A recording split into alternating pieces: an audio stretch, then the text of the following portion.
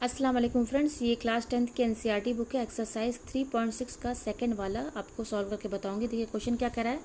Solve the following pair of equations by reducing them to a pair of linear equation.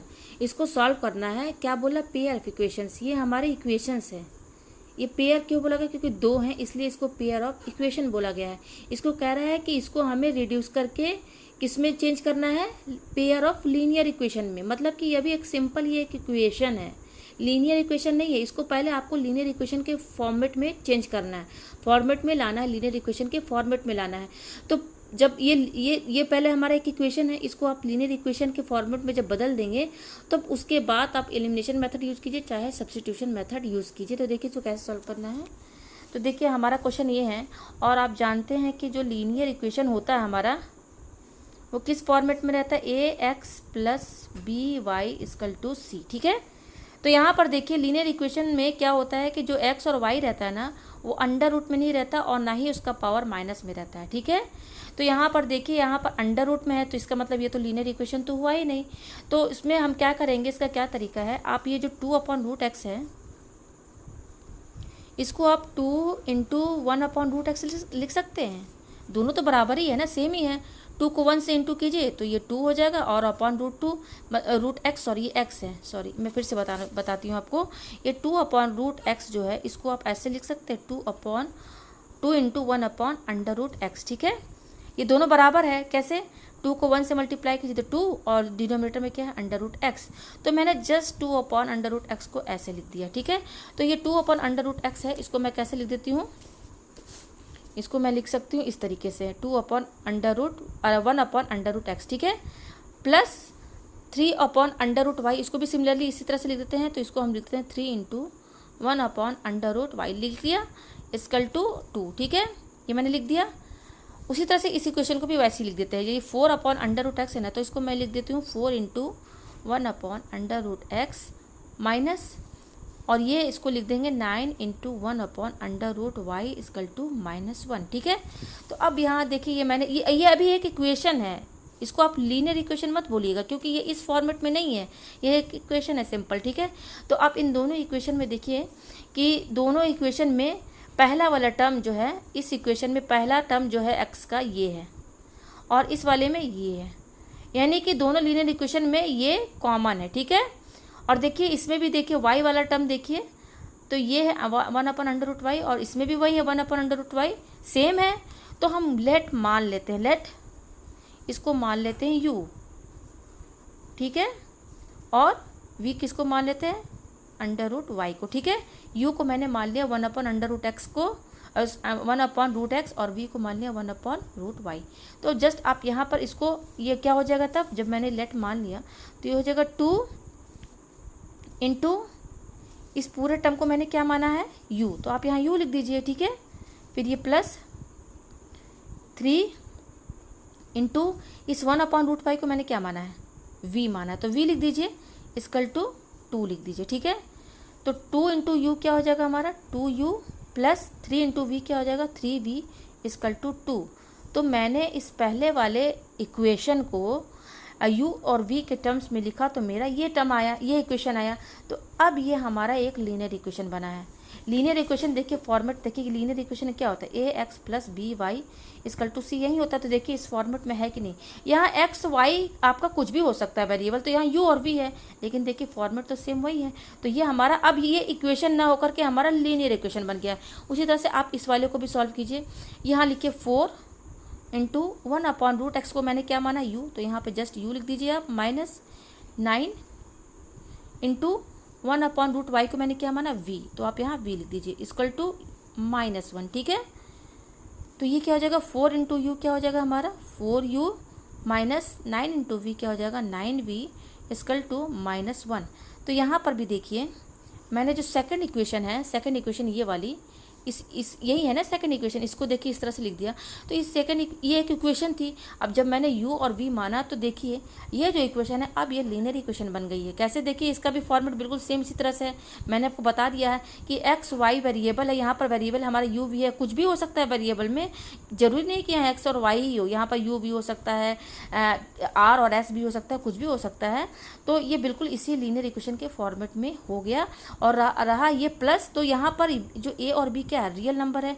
यहाँ पर real number क्या है, 4 और 9। तो a और b का वैल्यू कुछ भी हो सकता है, पॉजिटिव नेगेटिव दोनों हो सकता है, ठीक है। तो अब हमने इन दोनों इक्वेशन को लीनियर इक्वेशन में चेंज कर दिया। तो लीनियर इक्वेशन में चेंज किया तो मेरा क्या इक्वेशन आया, 2u plus 3v equal to 2, और दूसरा आया है मेरा 4u minus 9v equal to -1। तो ये दो लीनियर इक्वेशन आ गए हमारे पास। तो अब इसको मैं एलिमिनेशन मेथड से सॉल्व करूँगी। आप कोई भी मेथड यूज़ कर सकते हैं, एलिमिनेशन मेथड से मैं इसको यूज़ करूँगी। एलिमिनेशन मेथड में क्या करते हैं, आप यहाँ पर दोनों इक्वेशन लीनियर, अब इसको आप कहेंगे पेयर ऑफ लीनियर इक्वेशन। ये हमारा बन गया है, पेयर ऑफ लीनियर इक्वेशन बन गया है, ठीक है।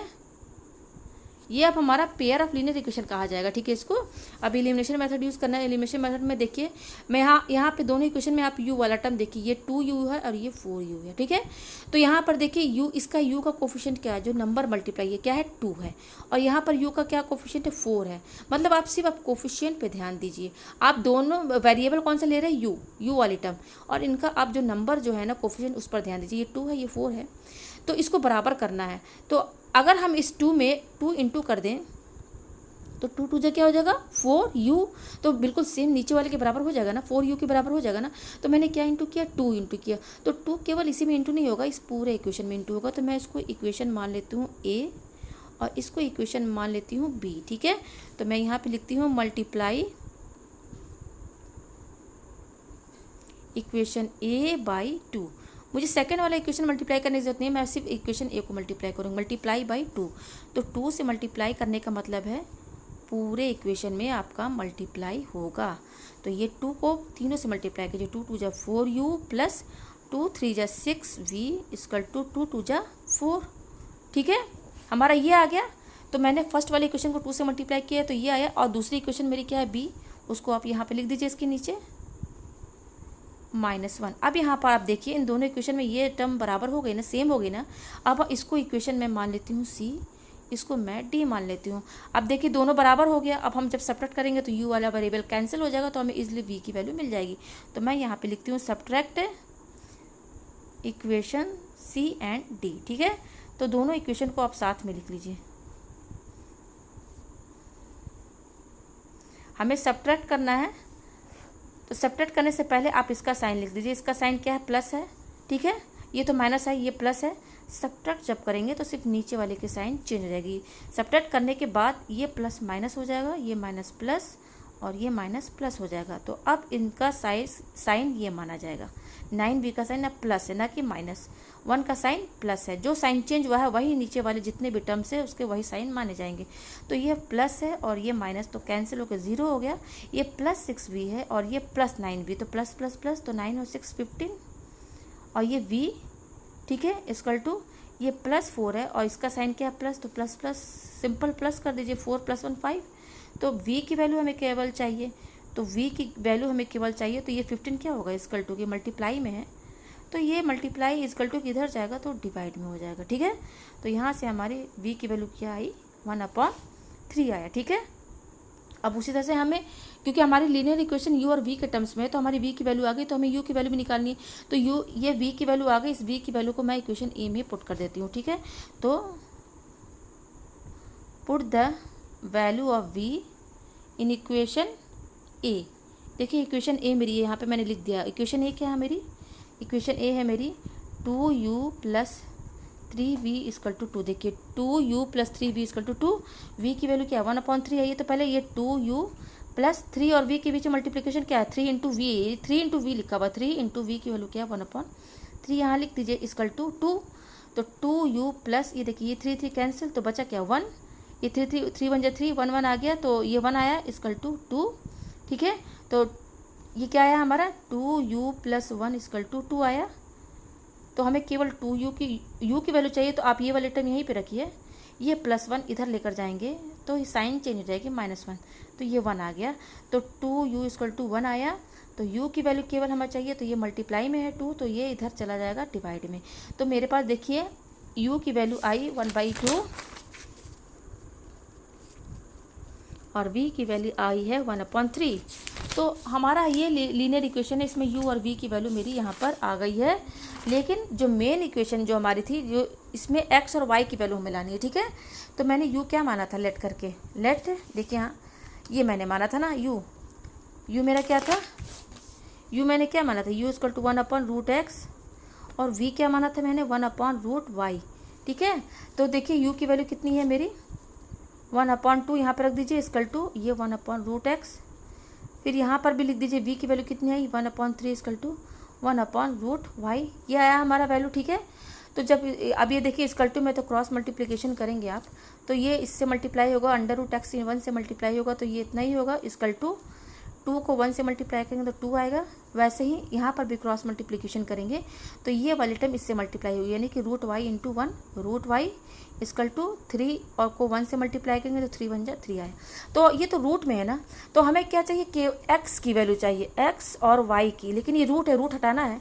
तो देखिए ये √x इक्वल टू 2 है ना, जब इसमें स्क्वायरिंग बोथ साइड करेंगे आप, squaring both sides, squaring both sides का मतलब क्या है, ये हमारा टर्म, इसमें स्क्वायरिंग दोनों साइड करना है। स्क्वायरिंग का मतलब क्या है, ये तो √x का स्क्वायर किया तो ये 2 लिखा हुआ है, तो इसको आप 2 बार लिखेंगे। उसी तरह से इसका भी 2 का भी स्क्वायर है, तो इसको 2 बार लिखेंगे, तो 2 2 जब 4 हो गया। अच्छा ये देखिए ये √x है, ये √x है, तो आप इसको x × x लिख सकते हैं, इक्वल टू ये तो 4 है हमारा। तो यहाँ पर देखिए पेयर बनना है, तो इसमें से एक x बाहर आ जाएगा, तो x की वैल्यू हमारी 4 आ जाएगी, ठीक है। अब ये क्या है √y इक्वल टू 3, इसका भी स्क्वायरिंग बोथ साइड आप करेंगे, तो स्क्वायरिंग बोथ साइड करेंगे तो इसका स्क्वायर ये हो जाएगा 3 का स्क्वायर। तो देखिए ये √y × √y सिमिलरली जैसे इसका अब मैंने आपको बताया, तो यहाँ से एक y निकलेगा, इक्वल टू ये 3 3 9। तो मेरी x की वैल्यू 4 आई है और y की वैल्यू 9 आई है। तो इसी को कहते हैं एलिमिनेशन मेथड। तो मुझे उम्मीद है कि आपको ये क्वेश्चन अच्छे से समझ में आ गया होगा। Thank you.